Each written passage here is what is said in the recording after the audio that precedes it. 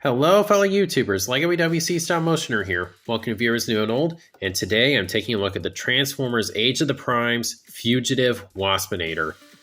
15 years after the leaked image of the original animated figure came out, we finally have this look for Waspinator from animated. I hope they do more stuff like this in the future. I really want them to make more animated characters that just never got figures. So hopefully this is a sign of things to come. Anyway, looking at the packaging, let's just take a second to bask in the glory of the return of the plastic window. Okay, enough basking. Anyway, we have some artwork on the side. Looks really nice. In robot and vehicle mode. On the side, shows the primes. Right here it says till all are one. Back it shows him in robot and vehicle mode. Transforms in 22 steps. This is more than meets the eye. Authentic. And there he is in robot mode again. Age of the Primes. So yeah, I went over the packaging a little bit already when I first got this figure, so I don't see the need to go too much into detail, so let's just go and get him out.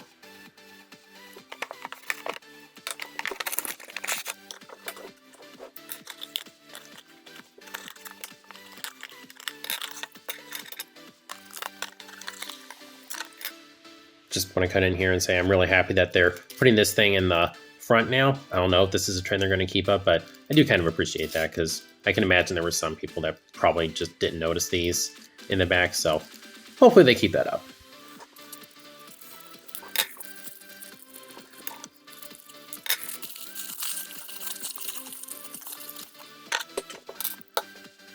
Okay, so here we have Fugitive Waspinator in his vehicle mode.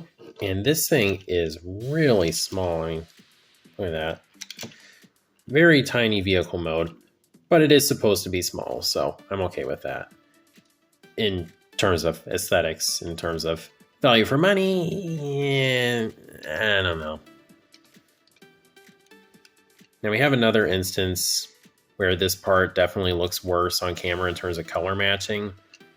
In normal lighting, it doesn't look that bad. When I have a light shining right on it, it's pretty noticeable. All in all, though, it's a pretty well detailed car mode. The back is left blank, and that bothers me. The very obvious lime green joints, those are pretty visible.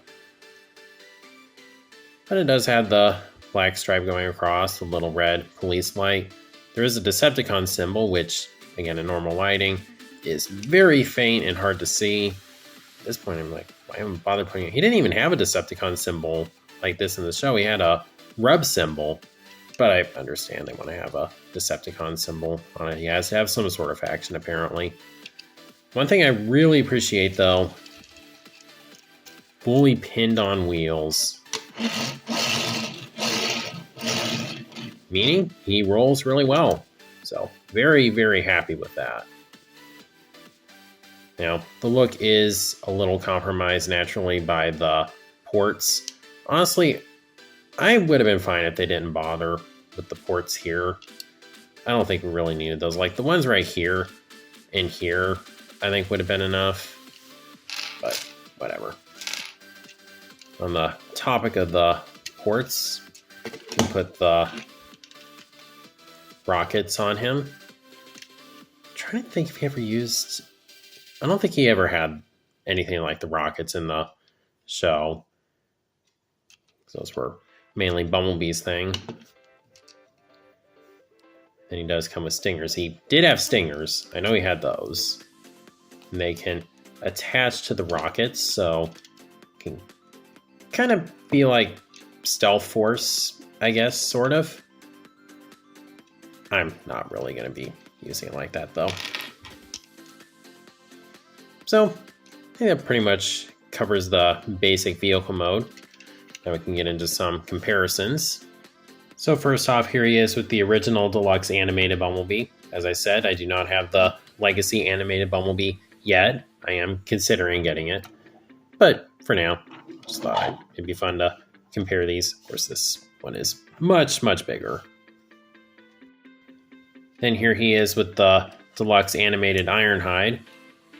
we never saw them in these forms together, but still thought I'd throw this comparison in since they were buddies in Auto Boot Camp. Also, just quick thing about this Ironhide figure. I don't know what's going on. I can get this one, the shoulder to tab in perfectly fine, but then this one just doesn't want to for some reason. I don't know what's going on there, but just thought I'd mention it. And then comparing Waspinator to Waspinators, here we had the Kingdom Waspinator and the original animated Deluxe Waspinator. All in all, I like this vehicle mode a lot more than I thought I was going to. I was just worried it would feel just too complex for how small it is, but honestly, I think they did a pretty good job for just, again, how dinky this figure is. Like I said, there are a couple things that bug me, the differently colored joints and that kind of thing, but just in general, I give this vehicle mode a thumbs up. So now I can move on to the transformation. The transformation was another thing about this figure I was kind of concerned about, just being over-engineered, but I think that works pretty well too. So first off, just going to come back here, untap this, and then just pull this out, fold it up, tabs in, and just fold this down, and come right here, and just do the arms, pull that back, and then there's a double hinge that goes like that, and folds back like that, and just do the same thing on this side. And just come right here, undo that. And then this locks into place like so. Rotate the waist, undo the legs, and just come right here, fold, open this up, and then get this out. Can be a little finicky if you don't have any long nails. Just go ahead and fold the feet down. Then just get in here, and there's a heel in there. Just go ahead and flip that out. And just go ahead and rotate these up. And then pop it off. And go ahead, collapse these to form the shins. And just come right here, undo this. There's a tab right here, and it goes in right there. Just get that lined up. Get the shoulders properly situated. Go ahead and rotate this. Fold the hands out. Then do the same thing on this side. And when you're done, there you have Fugitive Waspinator in his robot mode. I think they did a pretty good job capturing the animated aesthetic in this figure. It's not exactly the same. It just doesn't have as stylized of a look per se, and the head isn't as big, but it still stays true to the basic idea of the design, and that's really all I can ask for. And he'll look fine on my animated display, so I'm good with how he looks. Head sculpt looks really nice. Purple eyes.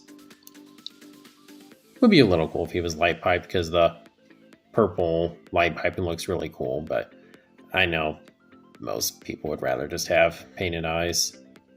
And there's the Decepticon insignia that's just not very visible normally. Would have been really cool if they put the rub symbol on there. Now, one thing is that the stripes aren't lined up.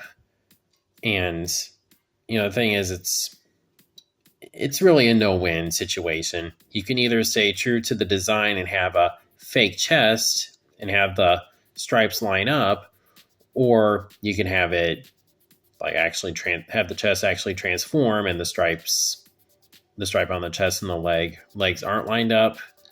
So it's like you're either gonna tick off people who hate faux parts, or you're going to tick off people who want cartoon accuracy. I'd prefer cartoon accuracy. I'm not too ticked off about that. It doesn't bother me that much, but just something I thought I'd mention.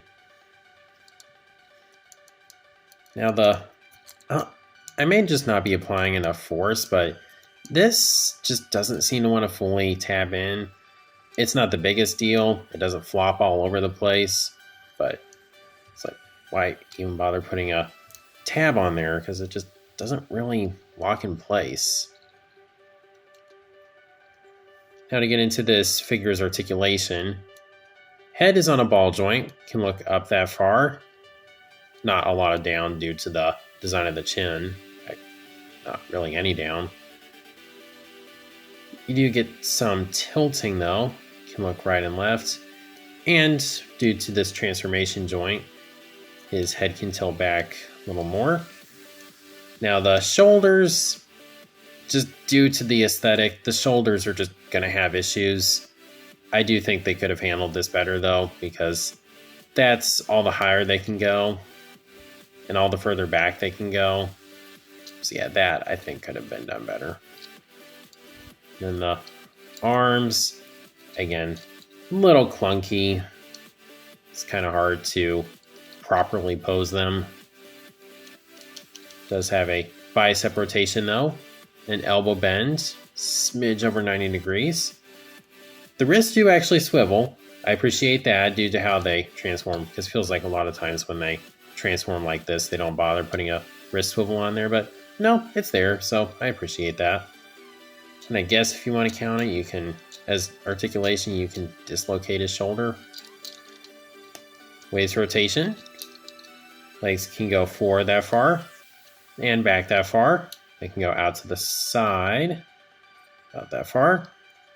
Thigh rotation, knee bend, well over 90. I like that. And the feet can go forward that far, back that far, so really no backward movement at all.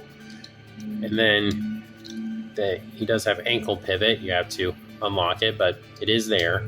I guess heel articulation, if you want to count that. So overall, aside from the shoulders, articulation is pretty solid.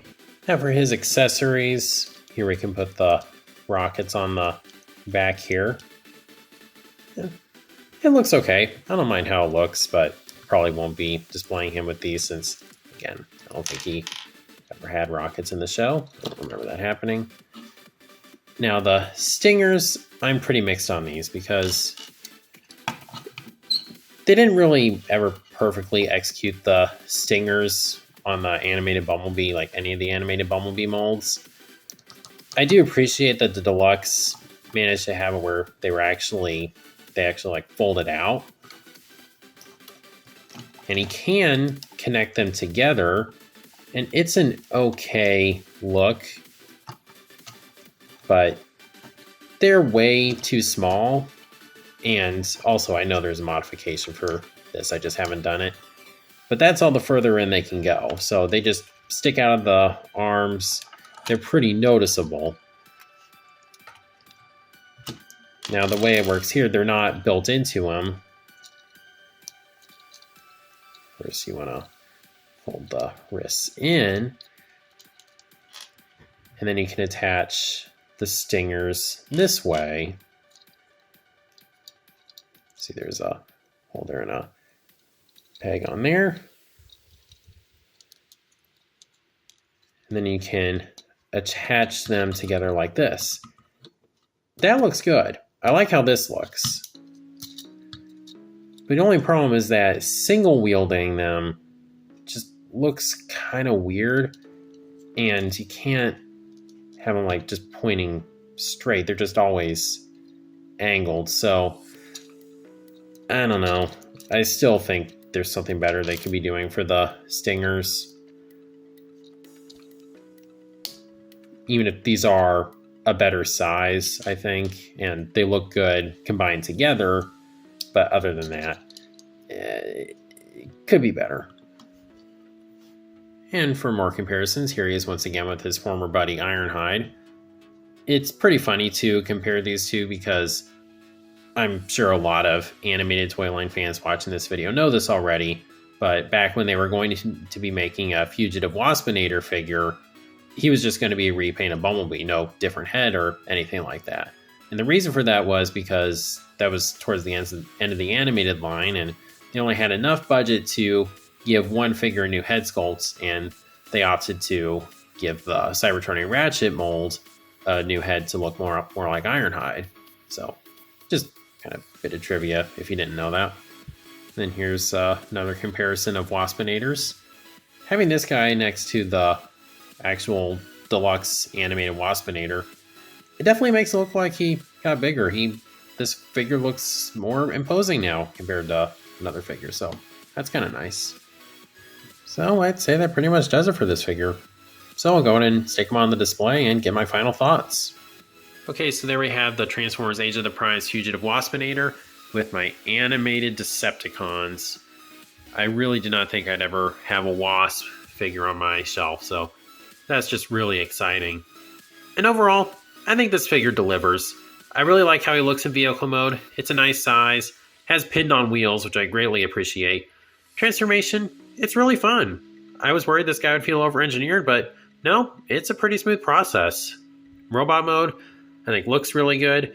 Poses pretty well. The shoulders are a little problematic, and the stingers, yeah, those could definitely be done better. All in all, though, I think it's a fun little figure, and if you're an animated fan, I mean, obviously I recommend it. Even if you're not that into animated, I still do recommend this figure because he's just a fun little figure to mess with. And if you want to get him, he's still available on most online retailers. Even Hasbro Pulse has him. That's really surprising because, well, if you know, you know.